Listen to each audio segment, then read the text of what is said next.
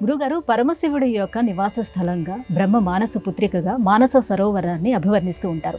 మానస సరోవరం యొక్క వైశిష్ట్యం ఏంటో విశదీకరిస్తారా? అమ్మ, నిజంగా చెప్పాలి అంటే బ్రహ్మ మానస పుత్రికే మానస సరోవరం. ఇది మీరు చాలా చక్కగా చెప్పారు. మరొకటి, శివస్థానమైనటువంటి శివుని నివాసమైనటువంటి కైలాస పర్వతము ఈ యొక్క మానస సరోవరము కూడా అవినాభావ సంబంధాన్ని కలిగి ఉన్నాయి. మనం ఎప్పుడైతే ఆ ప్రాంతానికి వెళ్తామో అక్కడ నిజంగా చెప్పాలి అంటే ప్రపంచ స్పృహ ఏమాత్రం ఉండదు.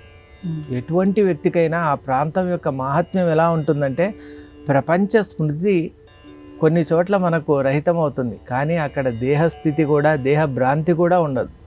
అసలు ఆ మానస సరోవరాన్ని కనుక మనం చూసినట్టయితే బ్రాహ్మీ ముహూర్తంలో దీపపు కాంతి లాంటి కొన్ని వస్తువులు ఆ నదిలో ప్రవేశించి మాయమవుతూ ఉంటాయి.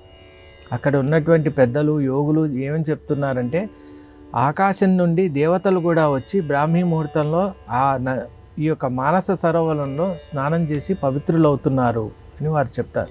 ఆ దీపకాంతి దేవతా సమూహం అని వారు చెప్తూ ఉన్నారు. కాబట్టి ఆ మానస సరోవరం యొక్క మరొక మహిమ ఏమిటి అంటే మానస సరోవరమే నదిగా కూడా రూపాంతరం చెంది సరయూ నదిగా మనకు అయోధ్యలో దర్శనమిస్తోందమ్మా. కాబట్టి మళ్ళీ ఇక్కడ కూడా మనం చూసినట్టయితే ఇక్కడేమో శివస్థానం, అక్కడేమో నారాయణ స్థానం. చూసారా, రెండిటికి ఇక్కడేమో ఒక తటాక రూపకంగా ఉంది, అక్కడేమో ఒక నదీ రూపకంగా ఉంది. ఆ సరయూ నది కూడా దాని మూలస్థానం ఈ మానస సరోవరమే అని చెప్తారు. కాబట్టి భారతదేశంలో ఉన్న క్షేత్రాలు అలాగే భారతదేశంలో ఉన్నటువంటి మాహాత్మ్యాన్ని ప్రతి ఒక్కరూ భారతీయులమైన మనం ముందుగా తెలుసుకోవాలి. అసలు మన దేశంలో జన్మ తీసుకోవడం అనేటువంటిది ఎన్నో జన్మల పుణ్య ఫలంగా మనం భావించాలి.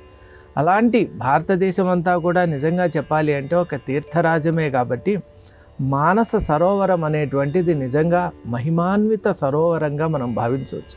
అది మనలో ఉన్నటువంటి పాపాల్ని పరిపూర్ణంగా క్షాళన చేసి పవిత్రాత్ములుగా మనల్ని నిలబెడుతుంది. కాబట్టి మానస సరోవర స్నానం తరువాత ఆ మనిషి ప్రవృత్తి అనేది దేదీప్యమానంగా ఉంటుంది.